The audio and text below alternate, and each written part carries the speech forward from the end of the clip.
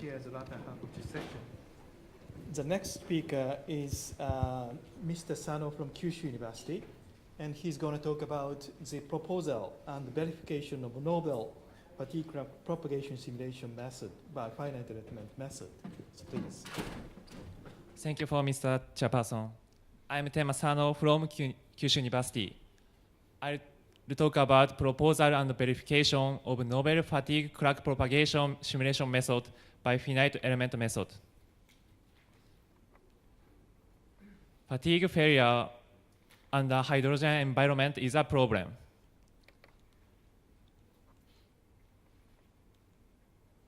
We guess hydrogen concentration gradient is involved.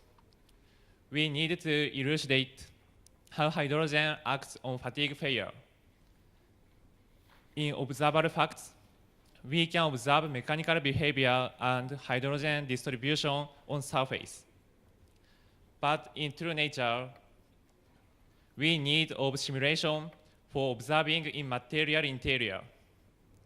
So by simulation, we want to observe the hydrogen acts in material interior by using convection diffusion analysis. In previous study, we conducted convection diffusion analysis of hydrogen. We analyzed the hydrogen effect on crack chip deformation under tension. In present study, we attempt to apply the method to fatigue.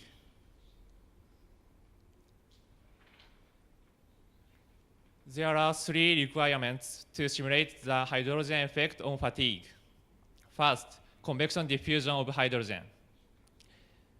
This is done in previous study. Second, cyclic loading.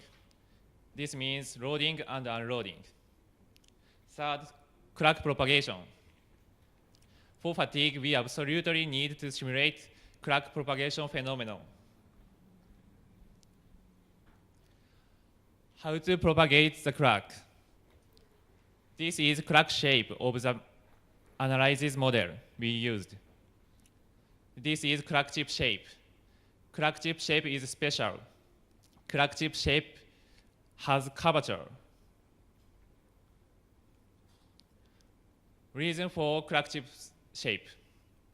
Convection diffusion analysis calculates the hydrogen motion through a phase. And we want to analyze the hydrogen uptake from outside into the crack chip area. So we need a phase on the crack chip area. But this crack chip shape causes a problem. When thinking about fatigue, we must consider crack propagation.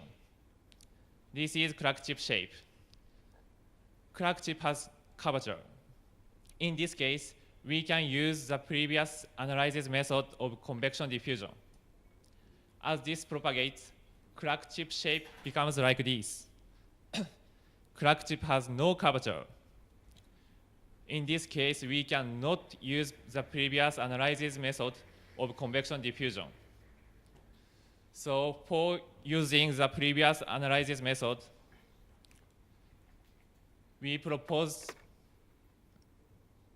we propagate with keeping crack chip shape like this.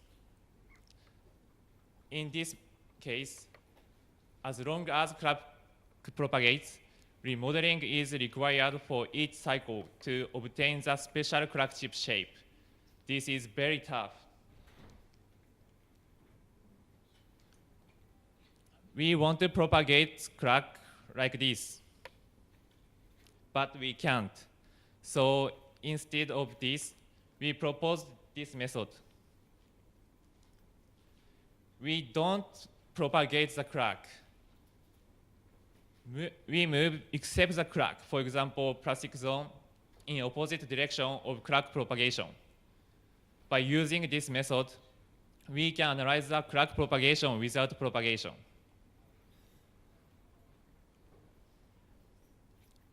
Focus on the plastic zone for explanation. Plastic zone move backward. There are some geometrical relation between the crack and plastic zone as the crack propagation. We can create the same condition as the crack propagation without propagation.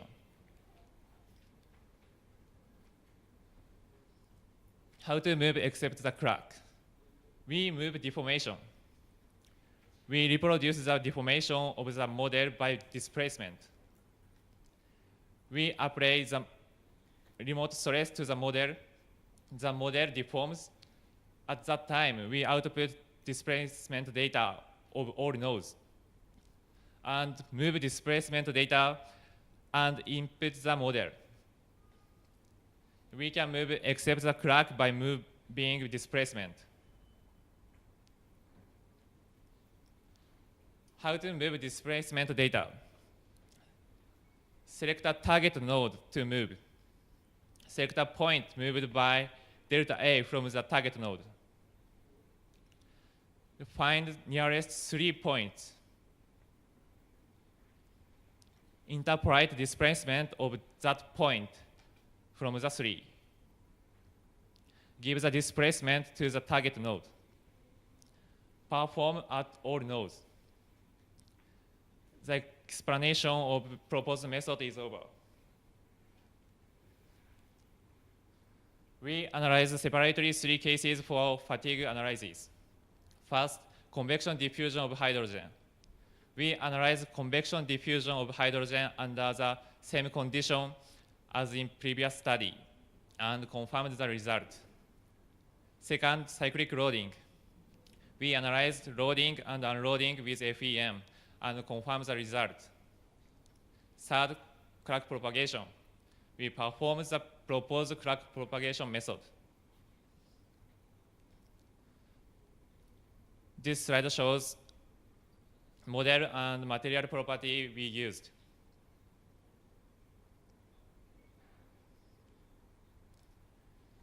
This slide shows result of convection diffusion. This is plastic zone size without hydrogen. This is plastic zone size with hydrogen.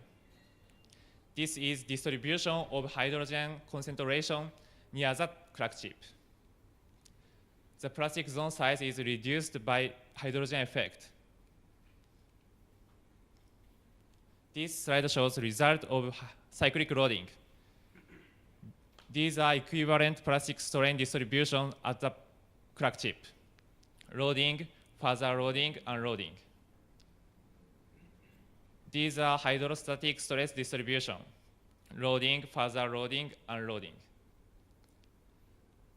The residual compressive stress appeared after unloading.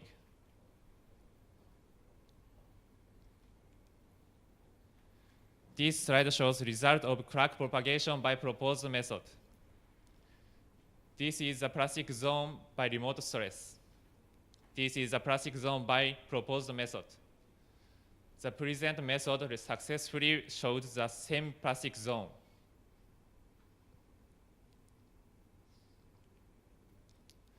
There are 3 requirements to simulate the hydrogen effect on fatigue. In this study, finally, we could analyze crack propagation by using proposed method. We succeeded analysis in 3 divided cases.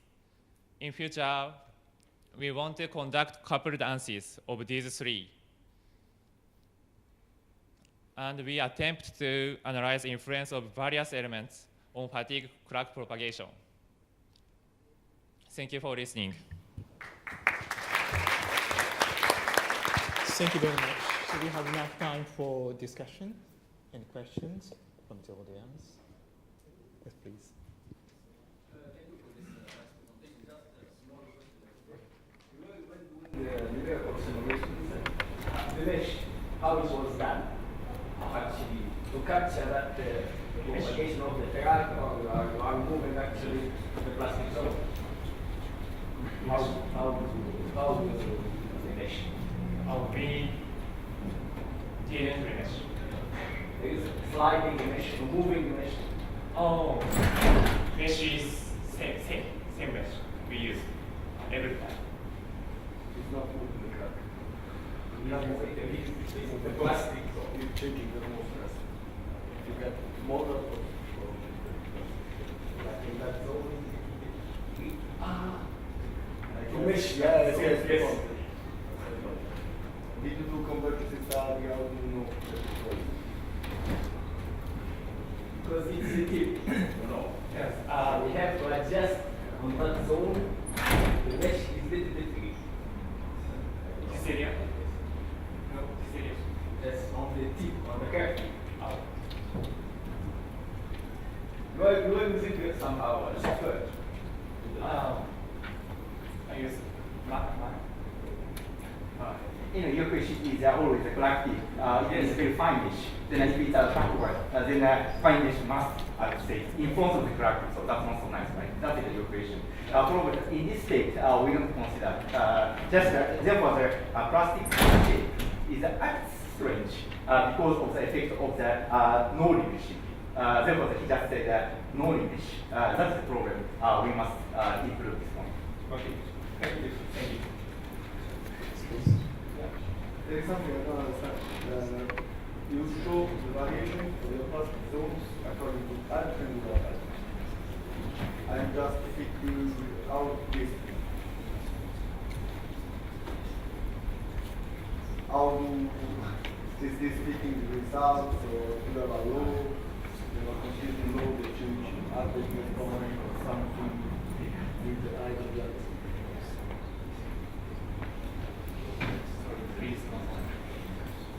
why your plastic zone is smaller or bigger with the number? Oh, small. Yeah, why? Alright.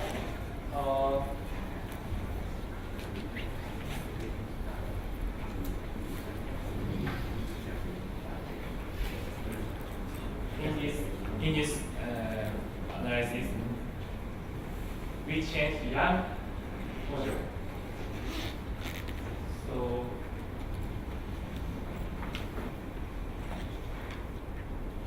this area reduce Yeah, that's exactly what I asked. What you change in your material in order to get smaller or are bigger plastic zone divided? Where is the variation? Is through the variation of the young models? Sorry, I discussed it. How does it reach through? What you change in your material in order to have different plastic zone size divided?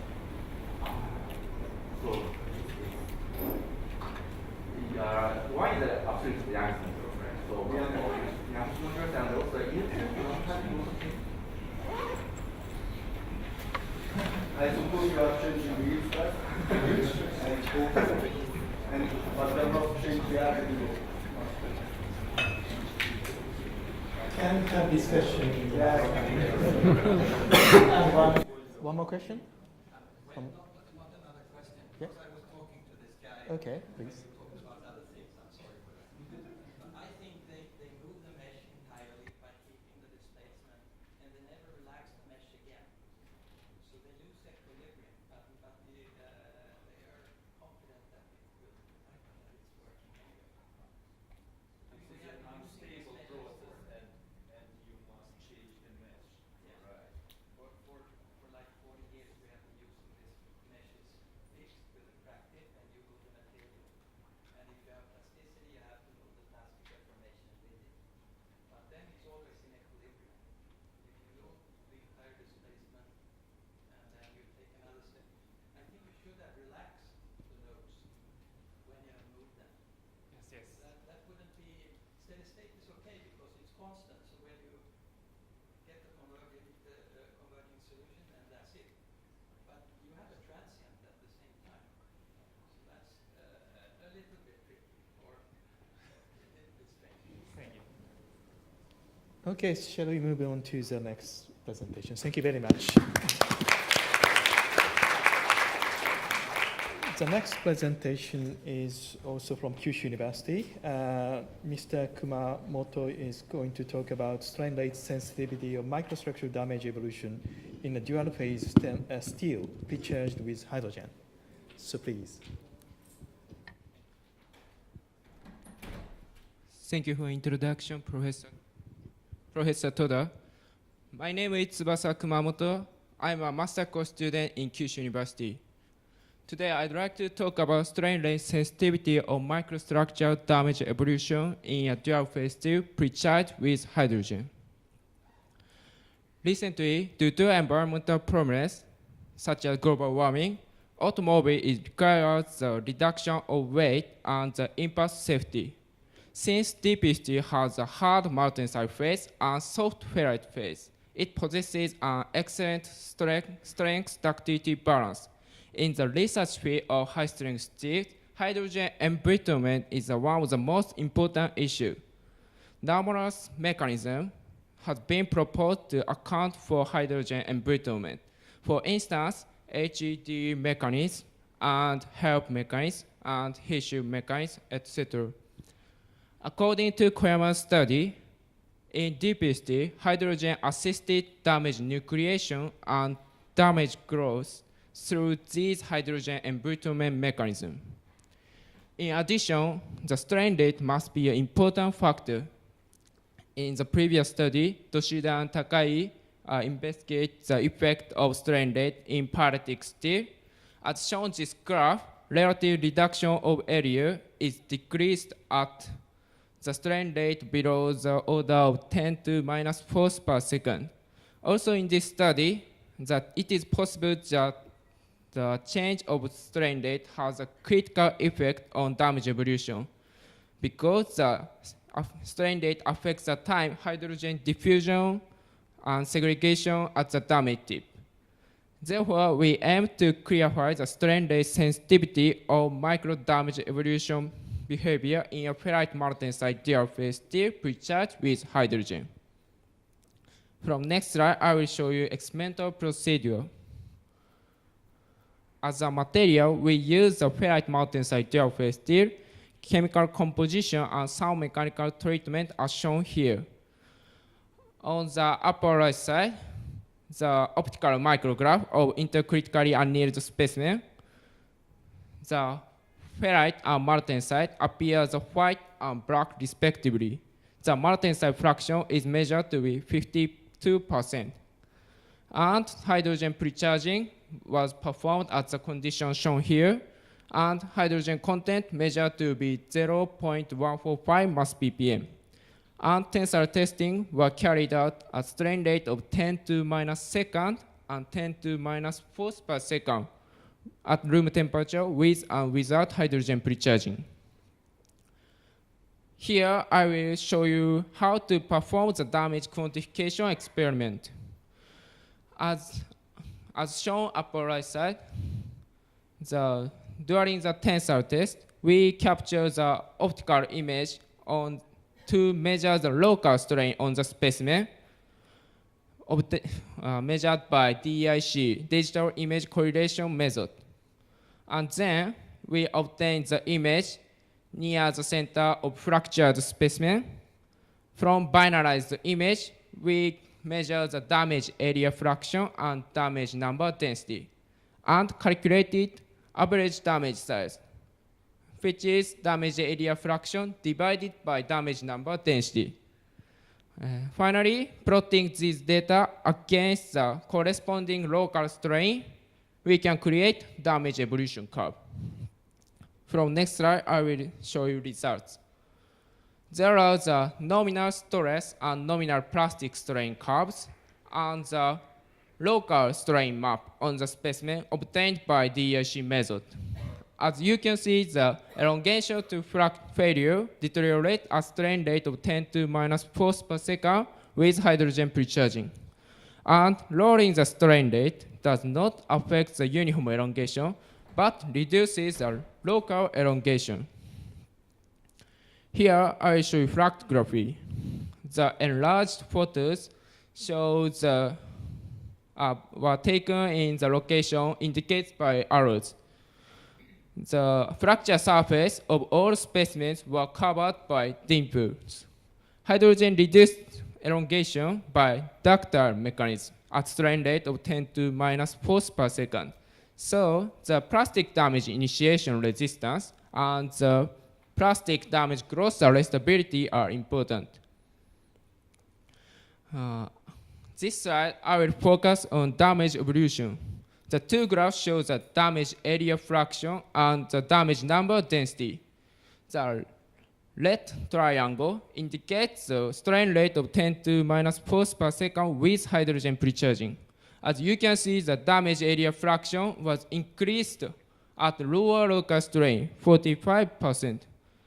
And the damage nucleation rate became twice as those of the uncharged specimen, and the damage number density just before the failure was decreased.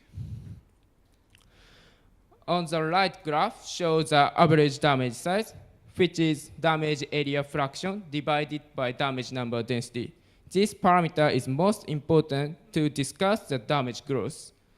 As you can see, the damage incubation regime and the damage arrest regime also shortened by hydrogen precharging. In other words, the damage evolution is significantly enhanced by hydrogen precharging at strain rate of 10 to minus force per second.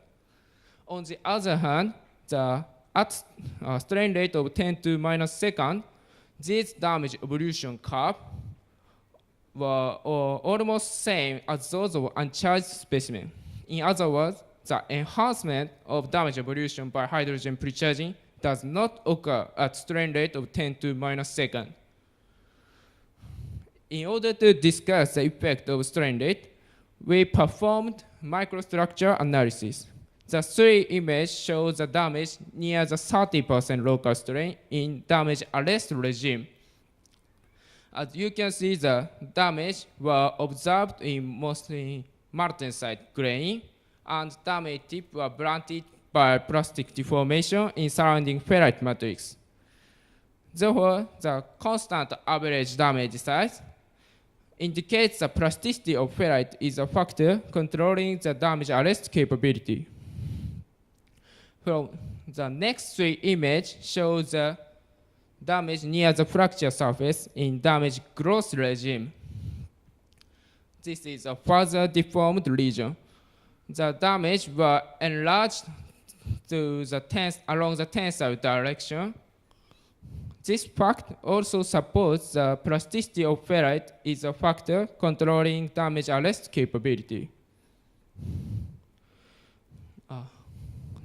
The fact plastic deformation of ferrite arrests the damage growth under all conditions is same. What causes a reduction in elongation at strain rate of 10 to minus force per second with hydrogen precharging. To clarify, we performed further detailed analysis by the EBSD at very close to fracture surface, this area. As you can see, the damage coalescence is seen around 45 degrees from tensile direction beneath the fracture surface. And by IQ color map, the region near the damage coalescence show low IQ value, this orange region.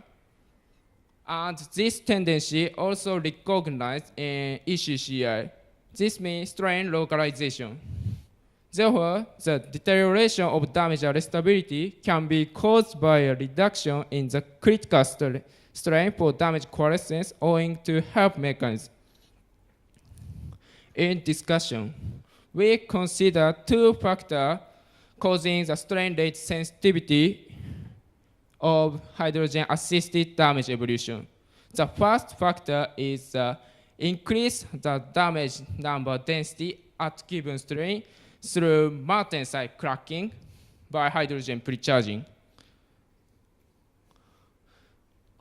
The second factor is damage arrestability of ferrite.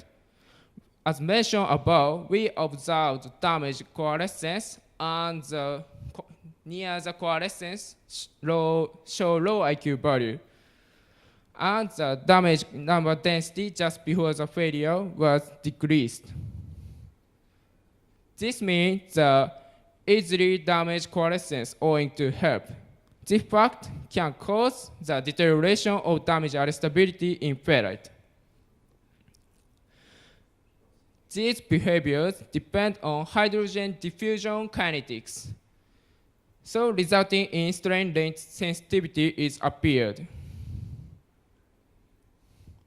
Finally, I'd like to conclude by making following point. Thank you for kind attention. Thank you very much. Yes, please. Thank you for the presentation, but my question about the equipment, in what equipment you measure the concentration with 0.01 ppm? What? You measure the concentration of hydrogen, 0.01 ppm. In what equipment? And in what part of your mechanical testing set? We measure the hydrogen content in the specimen by TDS. In what equipment? You must understand it is the very low concentration for steel. And after aging 8 minutes, if it is impossible, make such concentration. You age 8 minutes, 1 hour you must age in vacuum for such concentration of steel. It's maybe mistake, maybe not, I ask you. How much concentration at damage tip? 0.0 Zero. 14, I don't remember maybe. The comment is too low to measure using TDS. It's a very low concentration for steel, very low. And after 8 minutes of aging, not can be such concentration. It is impossible.